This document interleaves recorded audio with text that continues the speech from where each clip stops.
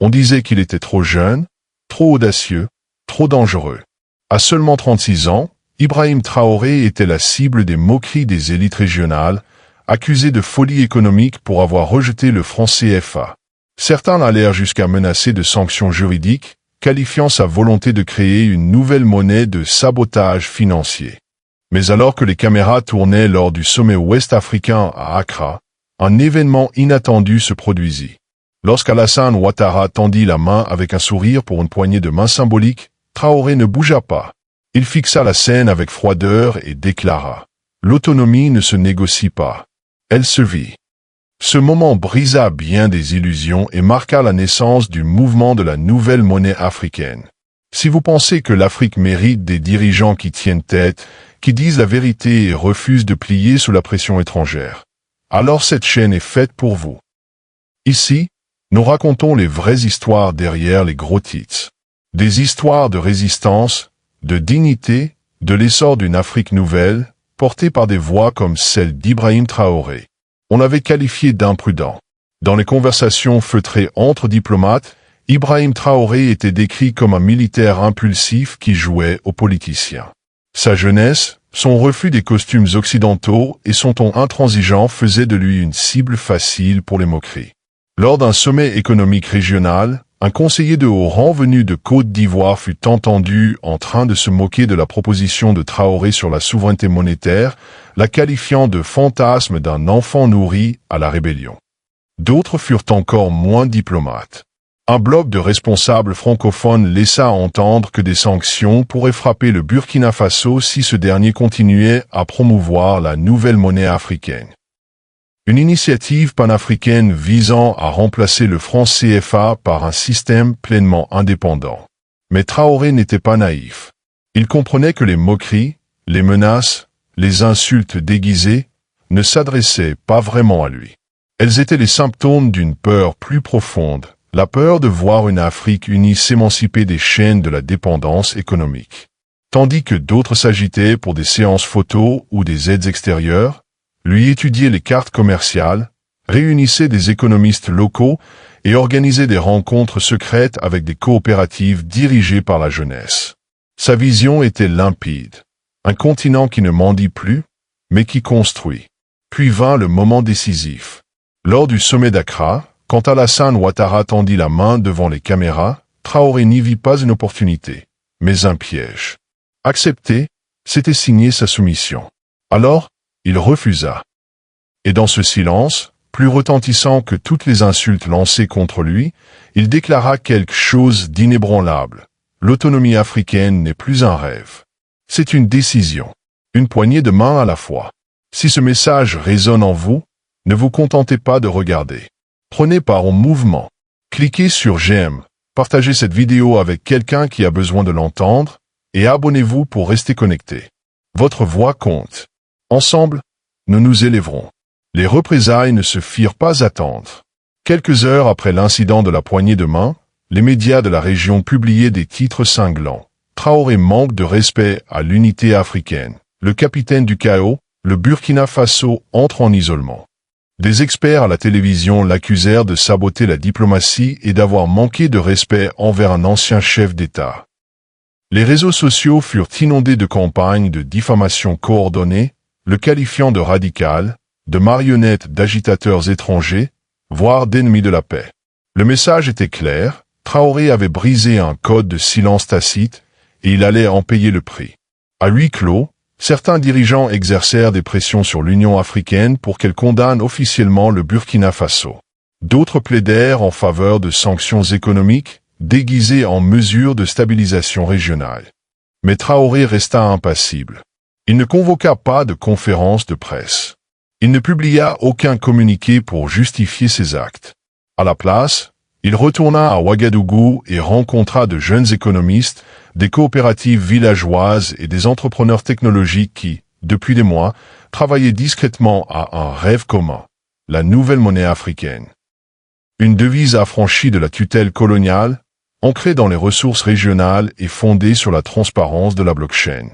Le projet, longtemps discret, trouvait enfin un symbole. Ce moment de refus, diffusé sur tout le continent, était devenu un catalyseur. Il ne s'agissait pas d'un manque de respect envers Ouattara. Il s'agissait de refuser de faire semblant. Une poignée de main ne pouvait effacer des décennies de trahison. Dans les semaines qui suivirent, des rassemblements menés par la jeunesse éclatèrent à travers l'Afrique de l'Ouest. De Bamako à Bissau, des étudiants défilèrent avec des pancartes portant les slogans « Nous choisissons la dignité »,« Plus jamais une paix factice » et « Nouvelle monnaie africaine maintenant ». Des artistes peignirent des fresques représentant Traoré debout, la main le long du corps, tandis que d'autres personnages se courbaient devant des puissances étrangères. Pour la première fois depuis des années, ce ne fut ni une guerre, ni un coup d'État, mais un simple refus qui ralluma l'espoir. Et l'espoir est dangereux. Les lobbies financiers internationaux prirent note. Des câbles diplomatiques occidentaux se mirent à relayer des avertissements discrets. On ne craignait pas Traoré pour son pouvoir, mais pour ce qu'il venait d'éveiller, une génération endormie. Par son silence, il avait fissuré l'illusion d'une unité fondée sur la dette et la dépendance. Il avait rappelé à des millions de personnes que l'autonomie africaine n'était pas un slogan, mais un droit de naissance. Et ce droit, enfin, était en train d'être revendiqué, non par la violence, mais par une vision. On appela cela du sabotage économique. Quelques semaines après le refus de Traoré de serrer la main d'Ouattara, le Conseil économique ouest-africain émit un avertissement officiel. Toute tentative de remplacer le franc CFA par une monnaie non autorisée entraînerait la suspension de l'aide financière et une possible exclusion des réseaux commerciaux régionaux. Des responsables français jetèrent de l'huile sur le feu en accusant Traoré de déstabiliser les fondations monétaires de l'Afrique francophone. Lors de réunions privées, ils firent pression sur les présidents voisins pour qu'ils prennent leur distance avec le Burkina Faso, décrivant Traoré comme un dissident téméraire mettant en péril l'équilibre fragile de la coopération postcoloniale. À l'intérieur du Burkina Faso, cependant, une toute autre narration prenait forme. Ce que les anciens voyaient comme de l'insubordination, le peuple y voyait du courage. Les amphithéâtres universitaires se transformèrent en forums pour débattre de la nouvelle monnaie africaine. Dans les marchés, des systèmes de troc local commencèrent à être acceptés, tandis que des portefeuilles numériques, contenant une version pilote de la monnaie, baptisée Zama, circulaient discrètement parmi les jeunes urbains. Le projet n'était plus une simple théorie économique abstraite. Il devenait une expérience concrète d'autonomie. Des agriculteurs, des artisans et des commerçants, jusque-là exclus de l'économie dominée par le CFA, commencèrent à participer à des micro-réseaux inspirés par l'idée que l'Afrique pouvait enfin imposer ses propres règles. À mesure que les critiques internationales se faisaient plus virulentes, les voix de soutien sur le continent devenaient plus audibles. Un groupe de parlementaires panafricains, mené par un jeune député ghanéen, salua publiquement la position de Traoré et appela à un sommet continental pour explorer des alternatives monétaires. Au Kenya, un documentaire intitulé « L'homme qui ne serra pas la main » battit des records d'audience sur les plateformes de streaming locales. Il dépeignait Traoré non pas comme un provocateur, mais comme un visionnaire. Un homme prêt à affronter la tempête politique au nom des générations futures. Traoré lui-même resta calme sous la pression. Lors d'une rare allocution télévisée, il fit face à la caméra et parla avec conviction. Qu'il nous menace de la faim, de l'isolement. Mais nous avons déjà eu faim. Nous avons déjà été oubliés. Ce que nous n'avons jamais été jusqu'à maintenant, c'est libre. Ces mots résonnèrent bien au-delà des frontières, en particulier auprès de la jeunesse. À Lagos, des étudiants transformèrent cette phrase en slogan. Nous avons été pauvres. On nous a menti. Mais maintenant, nous serons libres. Ce qui avait commencé par une poignée de main refusée était devenu un cri de ralliement pour toute une génération, un mouvement ancré dans l'unité africaine, la dignité et la souveraineté économique. Les menaces de sanctions paraissaient désormais désespérées, presque risibles, face à un continent lentement en train de s'éveiller à son propre potentiel. Et au cœur de cet éveil, se tenait un leader silencieux, inébranlable, qui avait osé dire non seulement à un homme, mais à tout un système. On l'accusa de trahison. Une note de renseignement, divulguée par un responsable ouest-africain anonyme, affirmait que les expérimentations monétaires d'Ibrahim Traoré étaient financées par des adversaires étrangers visant à déstabiliser la région. L'accusation fit l'effet d'un incendie. Les analystes internationaux s'en emparèrent, les commentateurs en débattirent, et les gros titres s'emballèrent. Traoré serait un pion dans une guerre de l'ombre. En quelques heures, des ambassades étrangères émirent des alertes de sécurité pour Ouagadougou, et plusieurs délégations économiques annulèrent discrètement leur visite. Le récit était limpide. Traoré n'était pas un réformateur, c'était une menace. Mais la campagne de dénigrement souffrait d'un défaut fatal, le peuple n'y croyait pas. Au Burkina Faso, des milliers de personnes descendirent dans les rues pour manifester pacifiquement, brandissant des pancartes où l'on pouvait lire « Nous sommes les financeurs étrangers, nos cœurs, nos mains, notre avenir ». Des organisations de terrain lancèrent rapidement des initiatives de transparence, publiant des rapports détaillés sur le développement de la nouvelle monnaie africaine, financée localement, avec un code open source et des contributions d'ingénieurs africains de la diaspora. Plus le monde extérieur tentait de discréditer le mouvement, plus il gagnait en légitimité auprès de la population. En réalité, le gouvernement de Traoré publia sa propre enquête qui révéla l'origine du mémo fuité. Celui-ci n'avait pas été rédigé par un analyste régional neutre, mais par un prestataire en communication lié à un cabinet de lobbying français. La réaction fut immédiate. Ce qui avait été présenté comme une menace sécuritaire apparaissait désormais comme une guerre psychologique, une tentative d'étouffer une idée avant qu'elle ne devienne irréversible. Les dirigeants régionaux furent contraints de reconsidérer leur position. Lors de réunions à huis clos, des présidents qui auparavant reprenaient les critiques de la France commencèrent à se demander s'ils n'avaient pas misé sur le mauvais côté de l'histoire. L'opinion publique dans toute l'Afrique francophone basculait rapidement. Des pétitions au Mali, au Niger et en Guinée réclamèrent l'organisation de référendums pour abandonner complètement le franc CFA. Pendant ce temps, Traoré resta ferme. Il convoqua un sommet d'urgence, mais pas avec des chefs d'État, avec des économistes, des ingénieurs, des agriculteurs et des leaders culturels. Pour lui, le véritable pouvoir ne résidait pas dans les palais présidentiels, mais dans les esprits et le travail du peuple africain. S'ils craignent notre monnaie, déclara-t-il lors de la séance d'ouverture, c'est parce qu'ils savent qu'elle peut mettre fin à leur contrôle. Mais seulement si nous la construisons nous-mêmes, pas en secret, pas dans le silence, mais au grand jour, ensemble.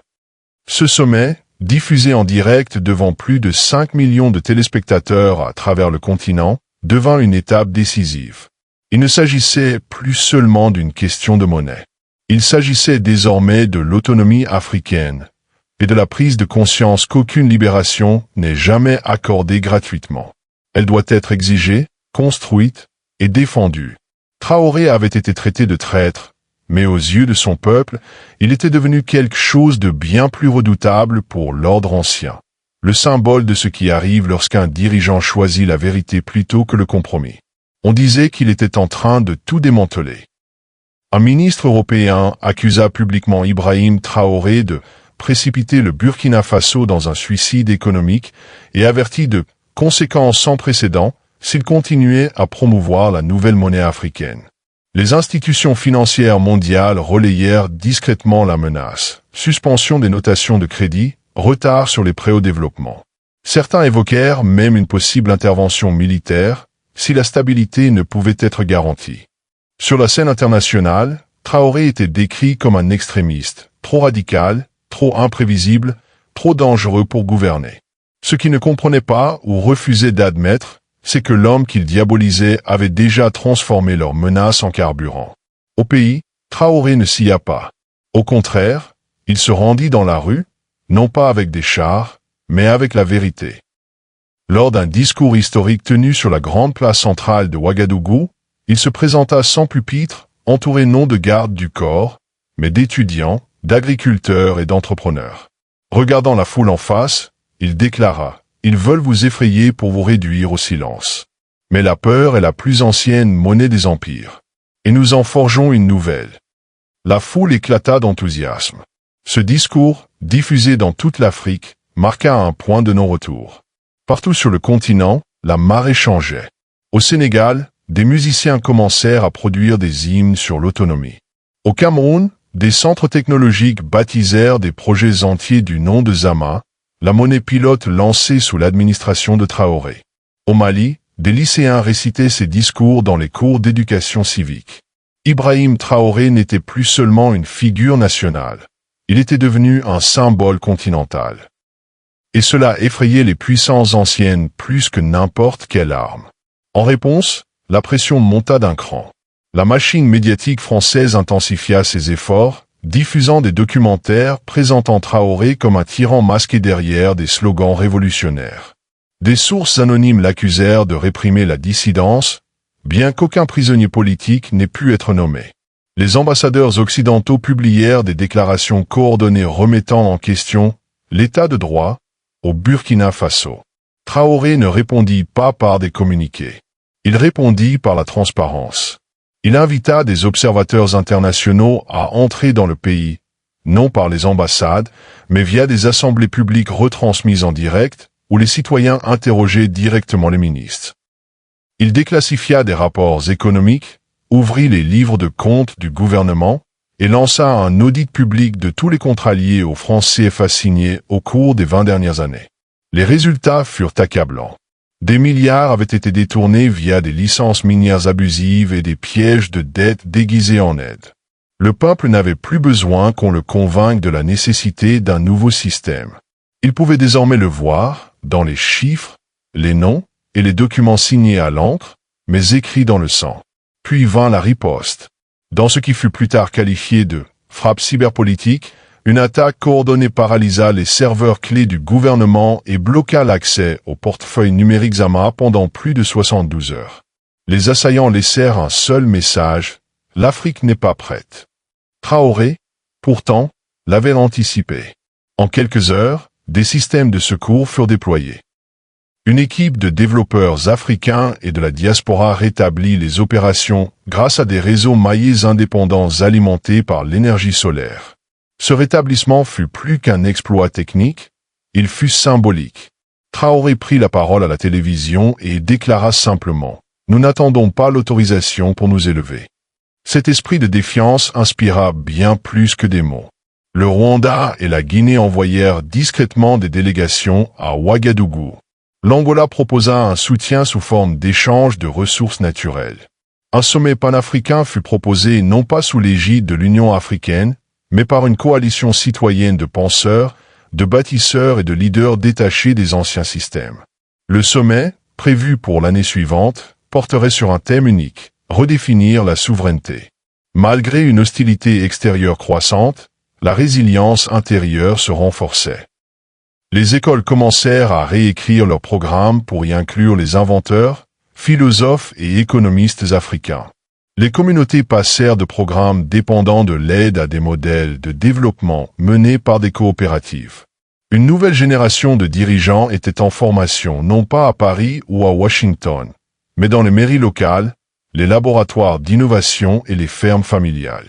Traoré n'avait pas simplement lancé un mouvement, il avait posé une nouvelle fondation. Mais à mesure que le mouvement gagnait en ampleur, le danger grandissait aussi. Des renseignements divulgués révélèrent que des sociétés militaires privées avaient été déployées dans des États voisins, prétendument pour préparer des opérations de contingence au cas où le Burkina Faso s'effondrerait.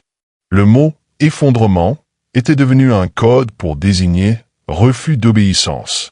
Traoré, conscient de la menace, ne choisit pas la militarisation, il choisit la mondialisation. Il s'adressa aux communautés africaines de la diaspora au Brésil, dans les Caraïbes, en Europe, en appelant à un retour des cerveaux. Ingénieurs, médecins, juristes et organisateurs numériques répondirent à l'appel. Des vols arrivèrent chaque semaine, transportant non pas des gens en quête d'opportunités, mais des bâtisseurs venus les créer. Lorsqu'un journaliste occidental lui demanda s'il craignait d'être assassiné, Traoré répondit « On n'assassine pas un homme. On assassine un mensonge qu'il révèle. Et cela, c'est bien plus difficile. » Le clip devint viral.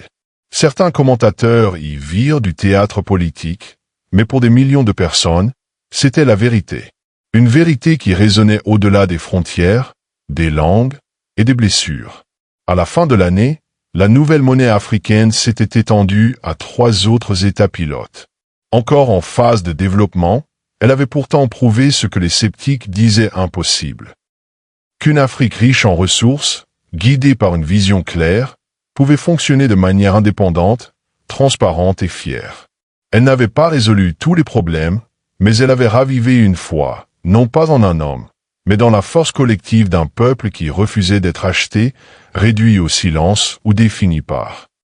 Non comme un messie, mais comme un miroir.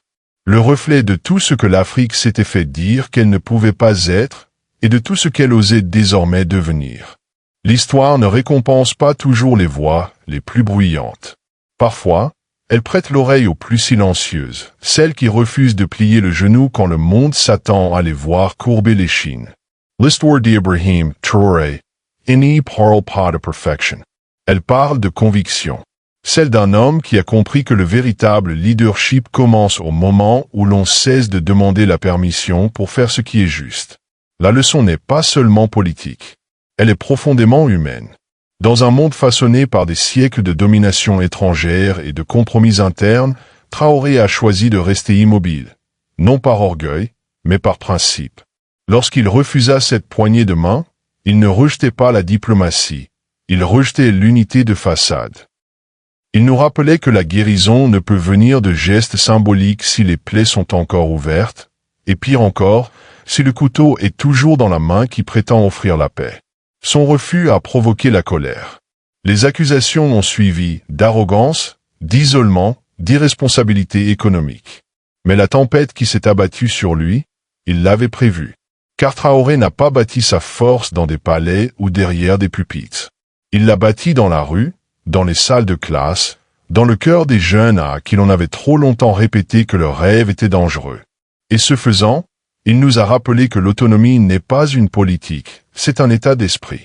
Un état d'esprit qui naît le jour où l'on cesse de chercher la validation des autres pour commencer à bâtir nos propres systèmes, nos propres économies, nos propres récits. La nouvelle monnaie africaine n'a jamais été qu'une simple question de devise. C'était une déclaration d'identité. Elle disait: nous en avons assez d'échanger notre souveraineté contre une stabilité illusoire. Elle disait: nous avons les ressources, l'intelligence et la volonté de construire une Afrique qui ne supplie plus, mais qui dirige. Cette leçon frappa plus fort que n'importe quelle sanction. Car pour la première fois depuis des décennies, l'Afrique ne réagissait plus, elle initiait. Face à chaque attaque lancée contre lui, campagne médiatique, sabotages économiques, cyberattaques, menaces militaires, Traoré ne répondit pas par la peur, mais par la foi. Foi en son peuple. Foi dans l'idée que les Africains, unis, n'ont pas besoin de permission pour gouverner leur propre avenir. Son arme la plus puissante n'était pas son armée, mais sa capacité à écouter, à ouvrir les livres, à inviter la critique, même entouré d'ennemis. Et dans cette transparence, il fit quelque chose de puissant, il déplaça le champ de bataille. La lutte ne portait plus sur l'image, elle portait sur la vérité. Et la vérité a une façon bien à elle de survivre, même aux tentatives les plus féroces de la faire taire.